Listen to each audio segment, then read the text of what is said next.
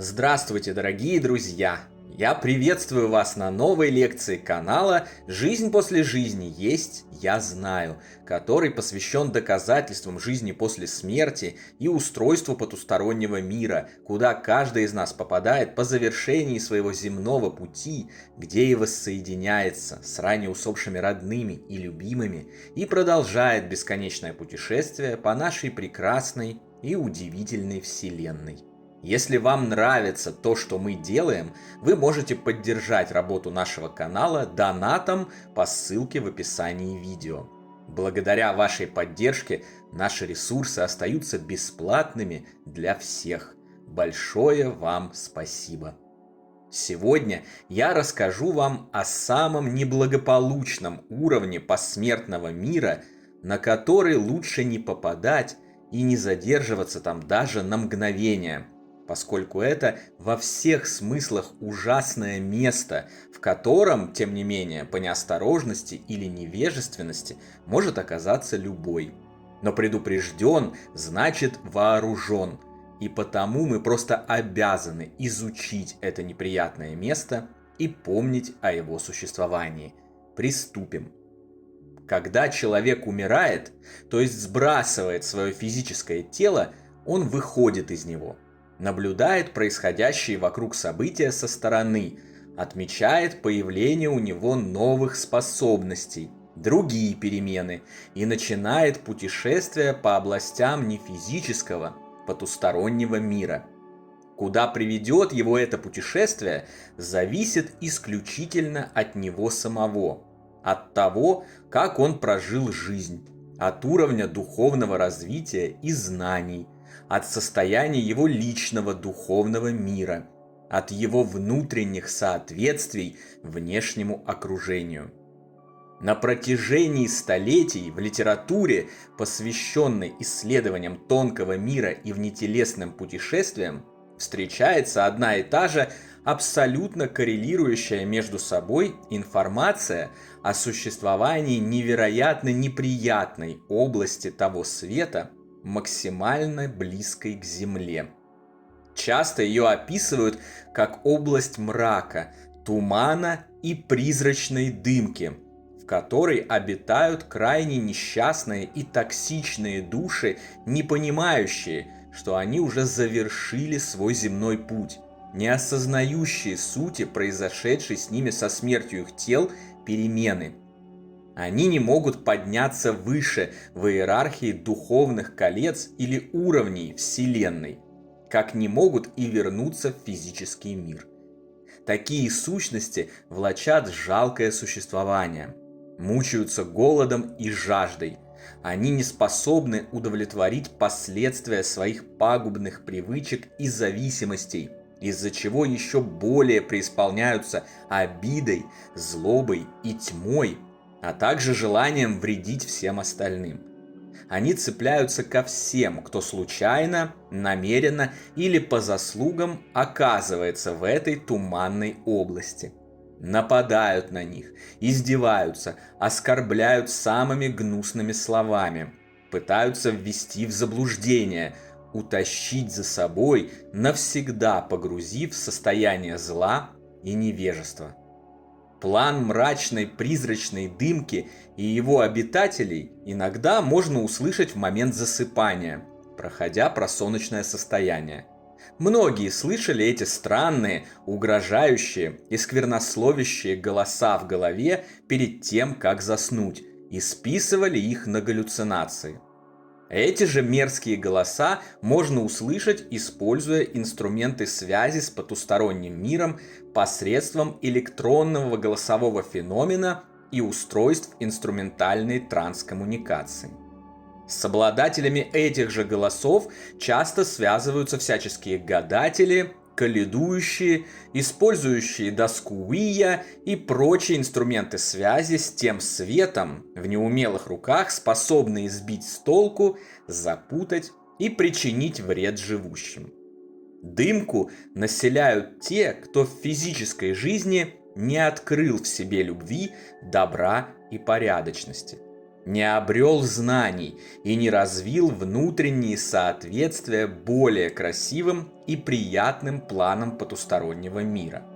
Кто потратил жизнь на ненависть, зависть, склоки, раздор, эгоизм и погоню за материальным. Грубо говоря, спустил очередное воплощение в унитаз и оказался в месте, полностью соответствующем состоянию своего духа. Дымка – это что-то вроде коллективного ада, которым служители разнообразных религиозных культов привыкли стращать живущих.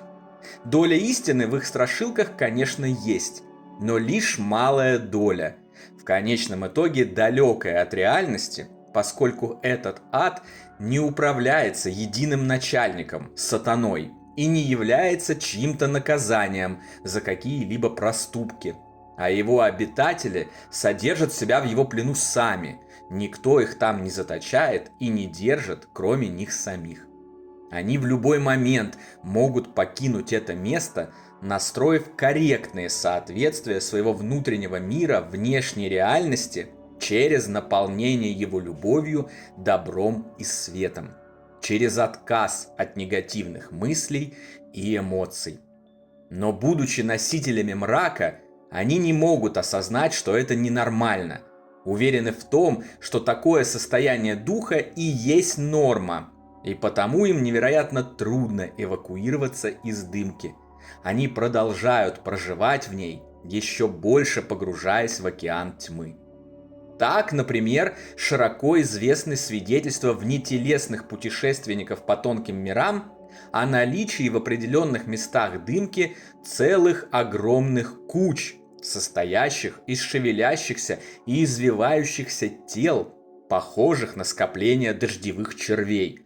Это поклонники беспорядочных половых связей и промискуитета, которые при жизни занимались исключительно удовлетворением своего естественного полового инстинкта. Этим же они продолжают заниматься и после смерти, не способные увидеть истинные красоты любви и духовного света и покинуть плен этого низменного состояния. Множественные попытки помочь этим червям, как правило, не приводят к успеху. Даже будучи извлеченными представителями сил света и разнообразными волонтерами из этих куч, эти духи-извращенцы стремятся как можно скорее вернуться в них, чтобы снова забыться в пылу нескончаемой оргии. Они не хотят ничего знать, ничего слышать и ни к чему стремиться. Они хотят только одного – продолжать эти отвратительные трения друг от друга в бесплотных попытках удовлетворить страсть и похоть, которые уже никогда не приведут к желаемому. Те, кто тем или иным образом попадал с гостевыми визитами на этот призрачный уровень, указывают, что находиться на нем очень тяжело и даже мучительно. Оказавшись там, следует как можно скорее покидать его, даже если этот визит происходит с целью помочь кому-либо из постоянно проживающих в дымке. В противном случае можно серьезно навредить своей душе. Астральные путешественники, осведомленные об этом мрачном уровне, при выходе из тела стараются миновать его как можно скорее, не задерживаясь ни на секунду и не обращая внимания на попытки призрачных существ вступить с ними в какие-либо взаимодействия. Во всех случаях и ситуациях это правильная тактика. А если когда-нибудь, при жизни или после биологической смерти, кто-либо из вас ощутит в себе потребность и силы помогать духам, плененным в дымке, и содействовать их освобождению, крайне важно делать это оперативно и целенаправленно. Это должно выглядеть как короткий нырок во тьму холодных вод с быстрым выныриванием оттуда, даже если попытка помощи оказывается безуспешной. Когда-то давно рассказы о дымке воспринимались с недоверием. Люди отказывались верить в существование потустороннего плана, на котором находятся миллиарды потерянных душ, утративших все человеческое, но который при этом не является адом вечных мучений или раем вечного блаженства. Но сейчас любой может легко убедиться в правдоподобности информации о дымке. Есть очень простой способ. Для этого всего лишь достаточно взглянуть на комментарии в интернете. Смотрите сами. Кто-то выложил свое видео или статью. Это может быть какой-нибудь совершенно добродушный, пусть и не очень умелый танец. Образцы рукоделия, макияжа или даже простой рассказ о прошедшем дне. И под этим материалом немедленно возникают анонимные и крайне токсичные граждане. Они оскорбляют авторов, унижают их, цепляются за несовершенство их физической формы, неуклюжесть движений, проезжаются по внешним недостаткам, лишнему весу, прическам, их лицам и телам с самыми отвратительными, уничтожающими выражениями. Они нападают, лгут, сквернословят, ненавидят, и все это без какой-либо причины. Хотя даже и никакой причины для подобного ужасного поведения не может существовать. Миллионы отвратительных, токсичных комментариев и миллионы таких же падших людей за ними. Если бы вы только видели, какие комментарии некоторые люди пишут на нашем канале, где вообще в принципе нет никаких поводов для злобы и ненависти. Мы, конечно, ограждаем наше замечательное сообщество от этих ужасов и не пропускаем их. Но от того они никуда не деваются, каждый день продолжая сыпаться в модерационный отстойник. Анонимность в интернете определяет это невероятно ужасное явление. Это наглядный пример того, что происходит с человеком, который не развил в себе добра и любви, когда он утрачивает необходимость сдерживать свои внутренние посылы фильтрами страхов, бумажных законов и навязанных приличий. Он становится таким, каким он является на самом деле. Именно это и происходит после смерти с любым, кто утрачивает свое физическое тело. Дух, лишенный материального тела, больше не сдерживается ничем, и потому выплескивает свое нутро наружу, с одной стороны заточая себя в области призрачной дымки, с другой исторгая свои внутренние нечистоты на любого появившегося там. Изучая потусторонний мир, я обнаружил, что все его проявления, законы и соответствия можно найти еще здесь, в мире физическом. Этот мир устроен так, чтобы проблески того света любой желающий мог увидеть еще во время воплощения. Чтобы каждый живущий мог понять, как все устроено, сделать выводы и определить пункты назначения дальнейшего путешествия его души. Те, кто разберутся, попадут в самые лучшие сферы потустороннего мира. Те, кто не откажется от зла, ненависти и розни, окажутся заточенными в призрачной дымке до тех пор, пока не отринут внутренний мрак и не начнут движение в сторону света. Еще раз хочу обратить ваше внимание, это не наказание, не кара и не расплата. Никто никого не наказывает, не обрекает на вечные мучения в аду, никто никого не держит и не удерживает от развития.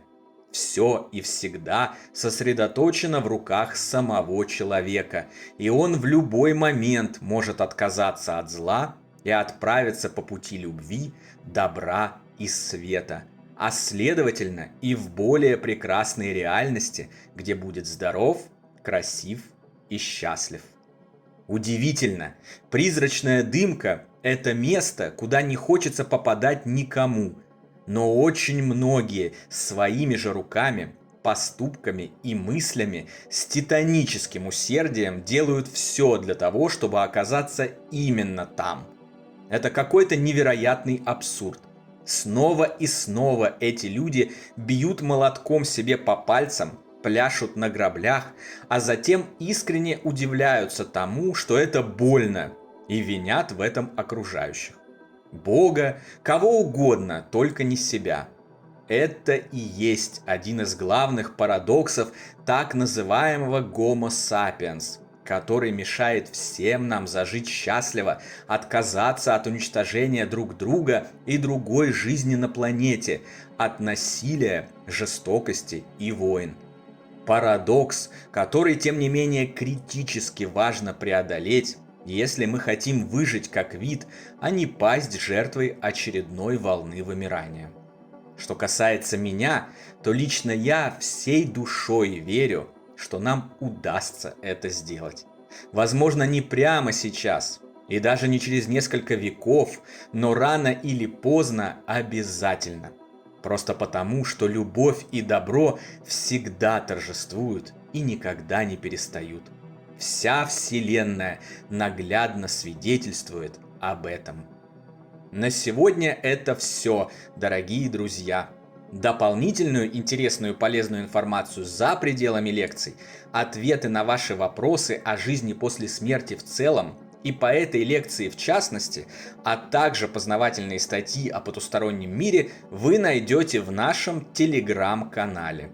Ссылка на него, как всегда, в описании видео и на экране. Добро пожаловать!